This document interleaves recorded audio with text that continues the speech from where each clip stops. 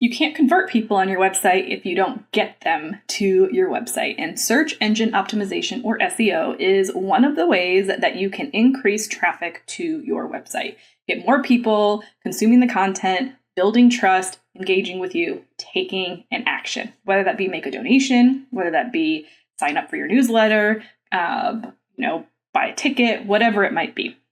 So that is what we were talking about today. Some really foundational ways to think about your SEO strategy for beginners. So there's not a whole lot of crazy tech things in this episode, but so much good stuff as far as what you need to do to lay the groundwork, how you can pay attention to what's working and what's not, and how SEO can really lay the groundwork for your long-term growth. You're here for the long haul, so let's put strategies in place that are going to help you get there. And to have this conversation, we are joined by my guest, Steven Schneider. Steven is the co-founder and CEO of Trio SEO, an agency that helps B2B brands design and implement ROI-focused SEO strategies. Before Trio SEO, he co-owned a portfolio of 40 blogs, managed 400 articles monthly, and scaled to 7 figures via SEO. No paid ads, social media, or other strategies. Today, Trio SEO creates content that converts browsers into buyers.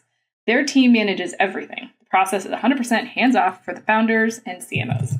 So, he's got some great strategies to share with you. You're going to love it. I know you are. And it will help you also understand kind of maybe what questions you want to ask or how you should engage with people that are helping you do this work.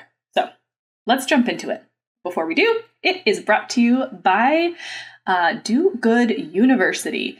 Do Good University is a membership that I am so excited to be invited into. It is a community of small to medium-sized nonprofits who are just trying to do the thing. It's full of on-demand content from everything from grant writing to marketing to fundraising, board governance, productivity, HR, all of the things. And you can watch anything live whenever you want, but Patrick Kirby, the founder, and I go live every single week to answer your questions. You can come hang out with us, see what other nonprofits are struggling with, hear some solutions and ways that we're helping them through fundraising and marketing, and really just be around a community of people that are doing what you're doing every single day. You can learn more and get 2 weeks free at thefirstclick.net/DGU, letter U. But I hope you'll join us, and I can't wait to see you soon on one of our live calls. Let's get into the episode. You're listening to the Digital Marketing Therapy Podcast. I'm your host, Sammy Vidal-Mulhern. Each month, we dive deep into a digital marketing or fundraising strategy that you can implement in your organization. Each week, you'll hear from guest experts, nonprofits, and myself on best practices, tips, and resources to help you raise more money online and reach your organizational goals. Hey friends, please join me in welcoming Steven Schneider to the podcast. Steven, thanks for being here today. Thanks for having me. I'm excited to be here. Yeah, well, we're talking SEO, or search engine optimization. It is one of the acronyms that I have learned that while it's like in my vernacular all the time, it is not in everyone's vernacular. So we haven't talked about it in a while, so I'm excited to have you here. But before we kind of jump into some strategies and some topics, like why SEO for you? Why is this a strategy that you think is important for nonprofits to have in their toolbox? Yeah, I can only speak from my own experience. And I think that the reason that SEO was such a aha moment for me was that I was in college and trying to figure out what to do with my life. And like many people, I didn't really have a path in mind. It was just kind of stay in school until I get my graduate and then I get my master's and then I'll figure it out by then. And thankfully, my friend and soon to be mentor at that time showed me that he was making money online passively through free traffic. And as a result of that, he was able to use SEO and leverage Google in such a way that just brought traffic consistently day after day. And it started to compound from that kind of side of things. And so I just quickly realized how much leverage came with SEO. It's like if you do a lot of the upfront work and you're willing to play the patience game, and you're willing to just kind of sit on your hands for a little bit, do the basic principles, more of the easier stuff. It's this snowballing cascade effect that just brings customers to your site without you even paying for it, from a paid ads perspective. I love this so much because like that's definitely how we approach our marketing strategies holistically for our clients. And here on the podcast is it's like slow and steady wins the race. Like you're not here just to make a quick buck. And if you are, those strategies you're using are going to stop working just as quickly as they start working. And you're just going to play that catch up game. So I love that you're saying this is a long game that we're playing here, but every little thing that you do eventually is going to steamroll. So I think that's really important for us to understand that we're building foundational things here that are going to work for a long time, as opposed to trying to do a bunch of things that might not work for a long time. So we're on the same page there for sure. So before we kind of touch on a few things, I wanted to just ask you, like, could you maybe share some definitions, like, organic traffic versus direct traffic, like, just so we can kind of understand when we're working on these strategies, what that is doing for our website traffic?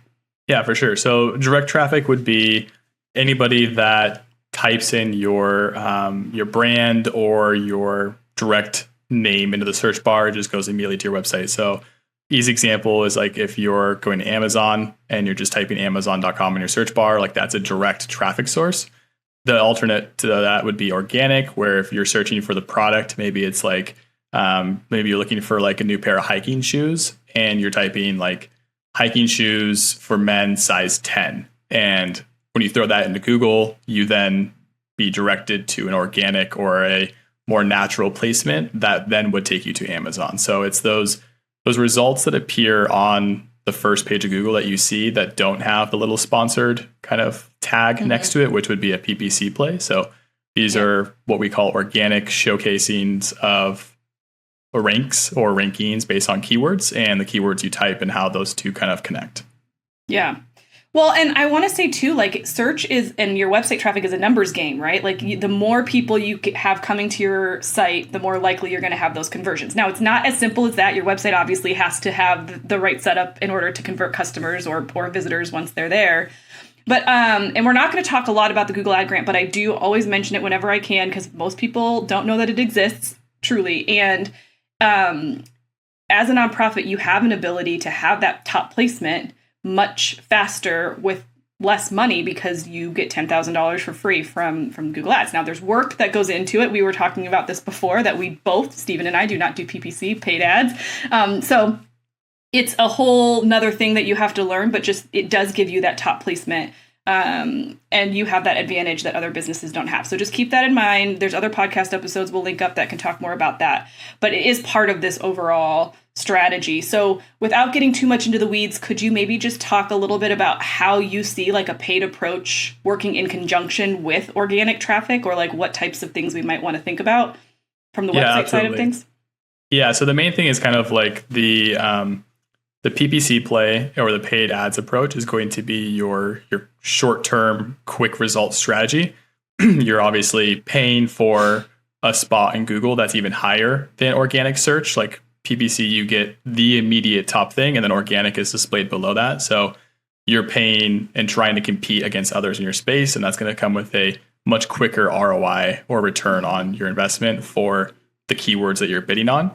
Whereas with the SEO play, it's a much longer, more delayed. I always say it's like the biggest game of delayed gratification that ever existed. But the benefit to that is it's free to do.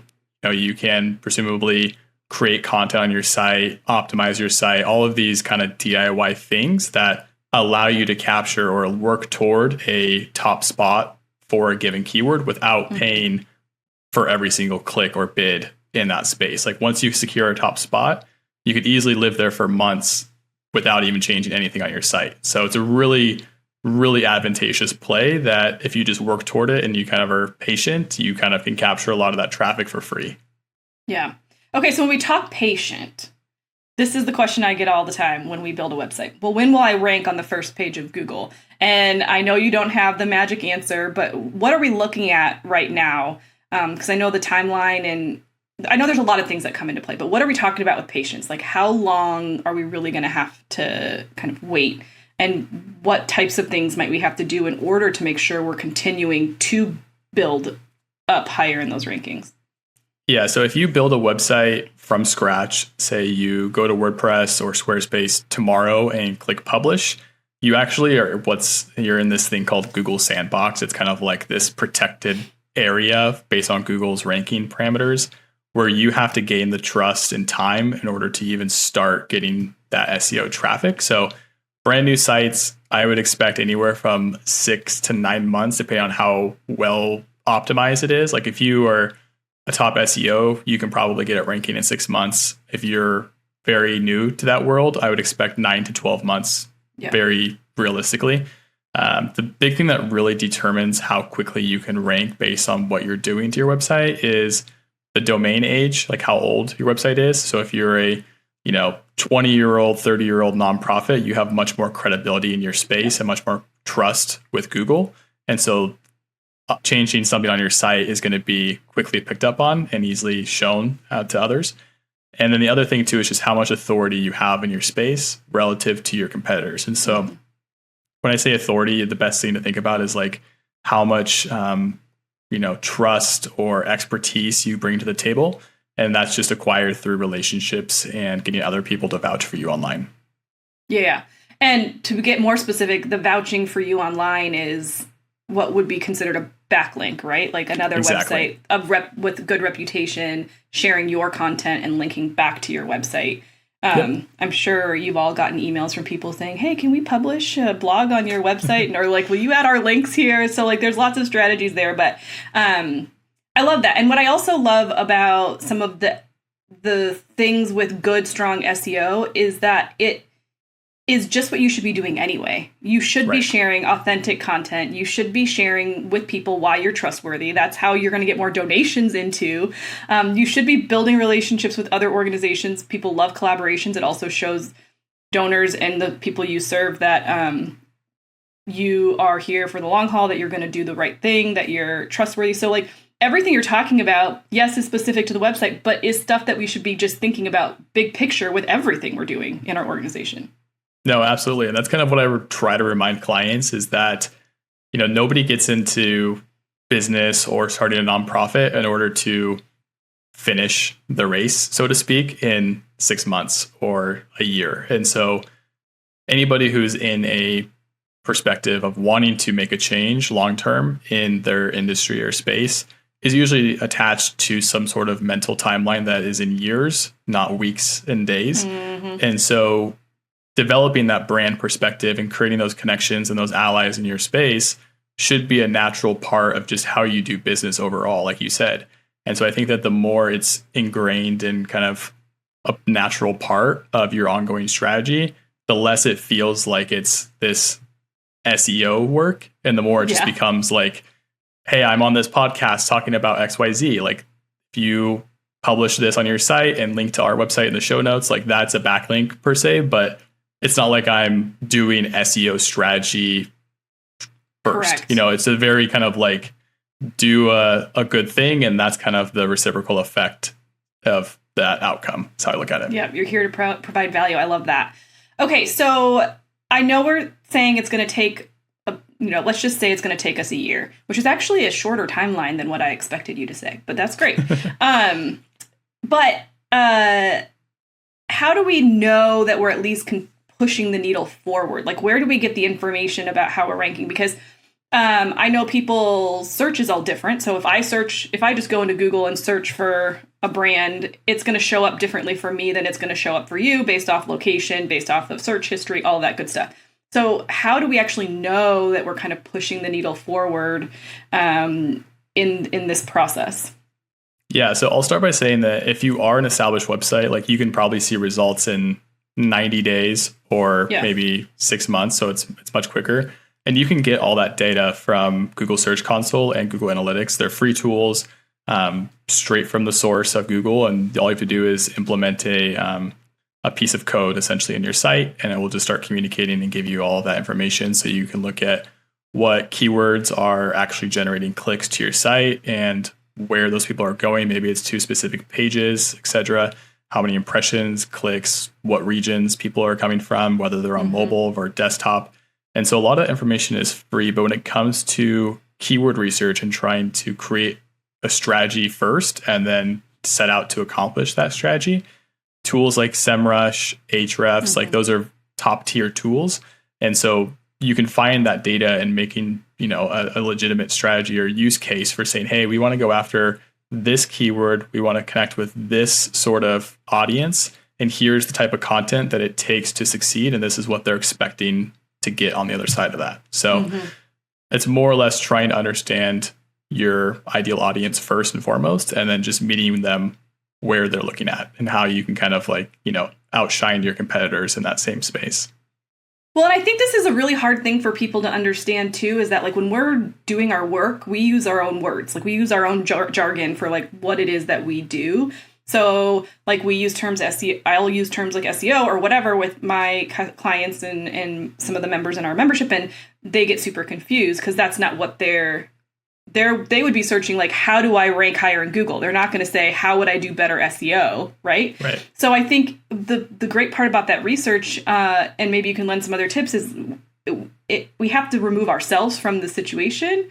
And it's this is the problem we're solving, but how do they talk about it? I think that's a hard concept for people to grasp when it comes to creating content that's going to generate the traffic that you want, because that who that audience is, but this is what they say. They say this, not that, Yeah, 100%. I mean, that's kind of the biggest puzzle in my life is trying to work with clients and work in an industry that I have zero knowledge about, and then having to figure out all of those kind of nuances that go into it. The nice part about it is, though, if you're using those tools like Ahrefs or SEMrush, they allow you to look at all of the associated keywords on a given page. So the misconception that is always nice to clear up is that we think about keywords as being a one-to-one relationship, but at least as far as content is concerned. But if you write a blog could actually rank for 1,000 different keywords. And so those are all doors or entry points for people to find you on your website. And so what we can do is actually go and look at one of your competitors' blogs and say, well, here's the primary keyword that is probably the most opportunistic to target, but there's actually 999 other keywords that are all synonyms of that, or other phrases, or maybe FAQs that people are asking and arriving at that destination. So that's kind of where, what's the term called, secondary keywords comes into play.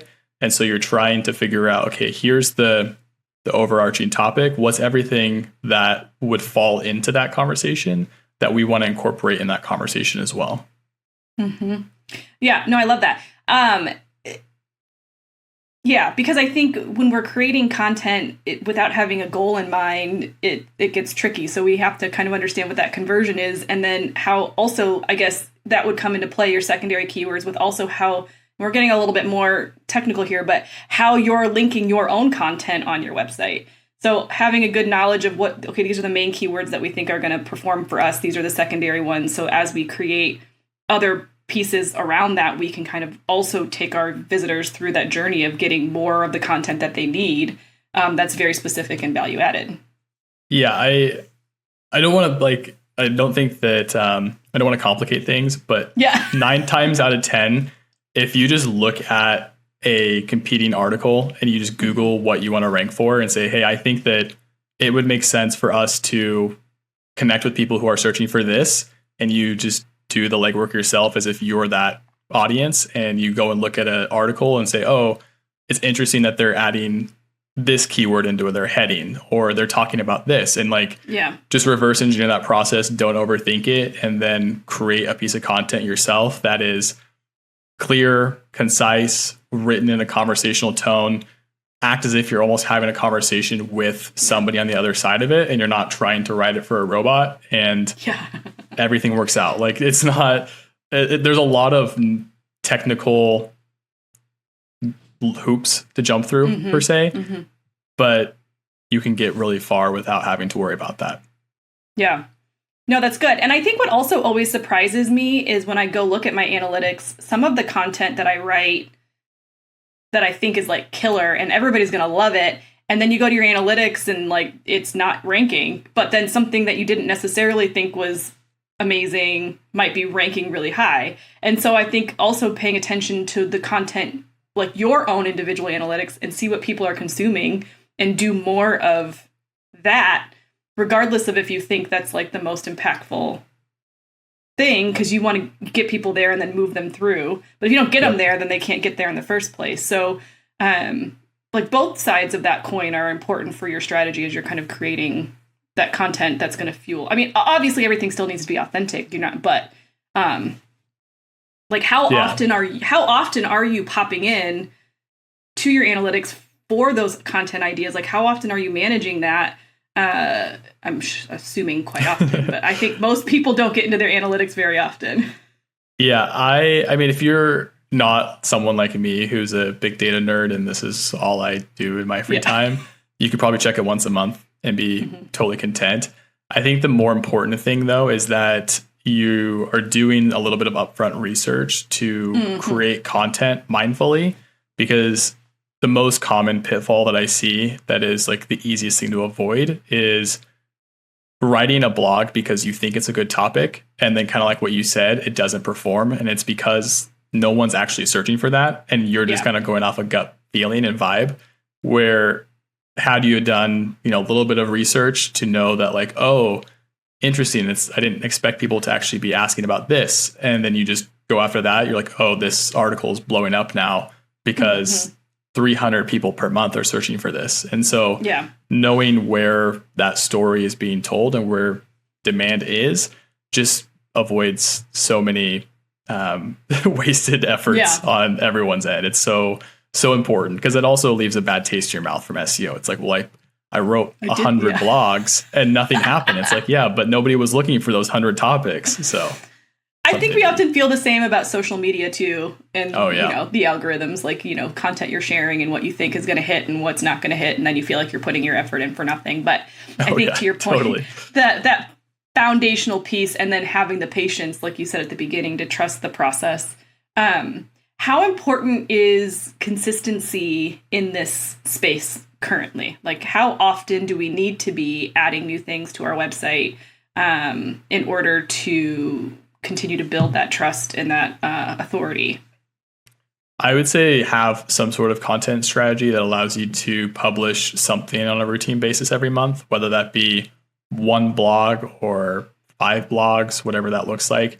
If you're a nonprofit who works in a local space, like maybe you are, wanting to show up and connect with a local audience instead of more of a national online audience, you should almost be treating your business profile, like your Google business profile, as a social media tool, because that's going to have more of an influence over your SEO locally than your website will. And so, like if you have, like you can add blog or content updates in your Google business profile, and most people don't know how to do that. Very easy to do. Other things would be adding new photos. So if you host an event over the weekend, take a couple photos, upload them to your Google business profile as like an update or look what we did with our community sort of thing. And like that just kind of shows Google that, hey, you're alive and well and that you're active. And so that kind of, spark will just make your profile come to life and put you higher, more visibility wise. Yeah, because Google's kind of entering the same game as all of the social media platforms, in that the longer they can keep you in the Google search interface, the more ad revenue they can generate. And so a lot of the features that you see there now with the AI results and all the interactive pieces are meant to keep you there. So that's a great tip to include or to have a robust Google business profile. But is that something that it can also be helpful for if you have a national base, or is that something that really just only local businesses would want to invest time in? I think it's probably only beneficial for local, only because the national presence is going to have more opportunistic keywords to target from that sense. Like, there's going to be service pages or product pages or industry pages that you can create that have much higher intent for people to take action. Whereas if it's a local thing, it's usually people who are looking to get like information around an event on a weekend or, where they can go and donate their time or whatever that kind of like in-person thing is at that given time and date versus how do I research this thing that I'm thinking about doing 2 months from now? Yeah. I love that. So now that we've been doing SEO for a little bit, and we're adding content. We're starting to see traction and activity. We're being consistent with at least one piece of content. Like, what does it take then moving forward? Like, is that it? Like, we just need to continue to stay consistent? Because the other thing that I'll hear from people is, well, I was ranking and now I'm not. What are they doing, or what did I do wrong? Like, how do we kind of continue to navigate the shifting of all of that once we've kind of already started to get our website ranking and up there? Yeah, so a huge part of that process comes down to the user experience and what is the experience on page that visitors are met with once they land on your site. And so if your website was built in 2005 and hasn't been updated in 15 years, my guess is that it's probably time to update your website. The other thing would be, if you are sending them to a landing page that doesn't have a lot of trust on it, then there's probably another reason that they're leaving and going elsewhere to get their information or needs met. If they're going to your blog and maybe you don't have an author bio and a picture of your team and who wrote it, and a little bit about their expertise and why they can speak on this topic knowledgeably, there may be a disconnect in them not fully trusting what you have to offer there.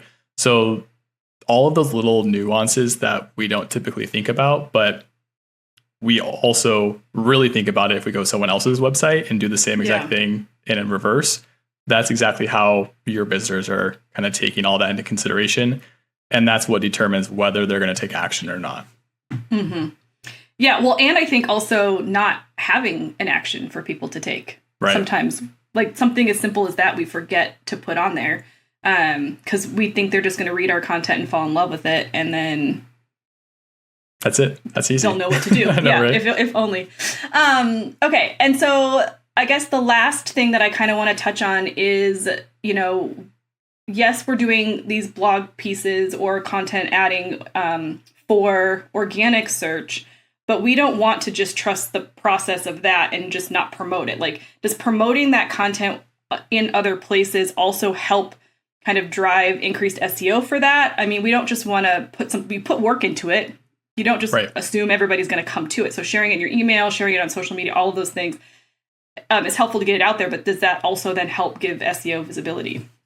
Yeah, it's a marginal boost, I would say, relative to all the other things that you could be doing, but it's definitely beneficial to an ongoing strategy and just making sure that, if your audience is living in LinkedIn primarily, like there's no reason that you can't take a blog article, repurpose it, don't just copy and paste it word for word, but offer a summarized version of that with a link to read more on your website, and then potentially a lead magnet or some action to take from there on out and work them through a funnel. But yes, the more you can be active on social media, the more you can be active in a newsletter. If you have a YouTube channel, like all these other things that kind of feed off each other will definitely contribute long-term towards your success. Love that.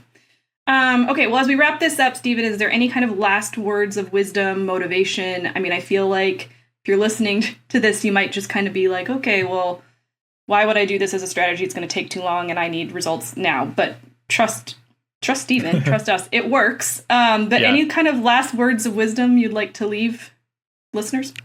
Yeah, I think the biggest thing that I always like to try and convey is that your PPC strategy is going to be very similar to you getting a paycheck every month. It's kind of like that quick term need solution.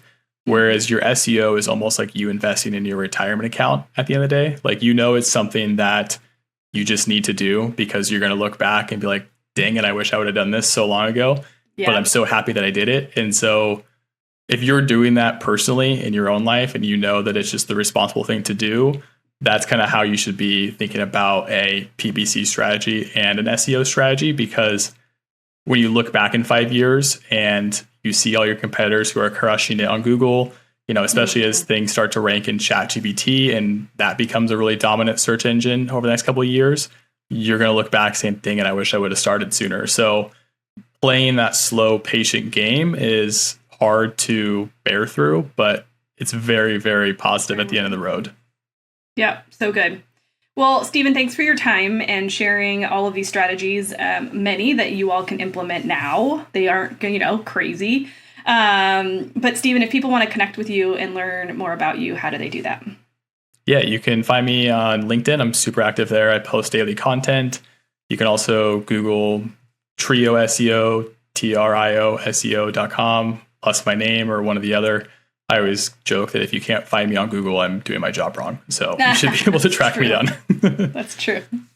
I love that. Well, and we'll link everything up, including all of the different tools and resources that Stephen mentioned in the show notes at thefirstclick.net/313. So 313. But Stephen, thank you so much for your time today. Thank you. Wow. Okay. So many good things to take away from this episode, but really just love the focus on authenticity and building trust. And how are we doing that in the digital space and in person? All of that, user experience, how our customers engage with us, how our donors engage with us. You're, I hope, starting to see that there's a familiar thread that kind of gets woven through all of our strategies. And that is the more you just show up authentically for your people, connect with the right people, add value, the more you're going to have long-term growth and sustainability. And SEO is no different. So if you have any questions about it, feel free to reach out, hello@thefirstclick.net. I'd love to hear your key takeaway if you're watching this on YouTube, or if you have any questions, let us know there too. But make sure you subscribe wherever you listen. We're here every Tuesday with great topics around digital marketing, your website, fundraising, all of the things. I'm here for you. So again, grab the show notes at thefirstclick.net/313, and we'll see you in the next one.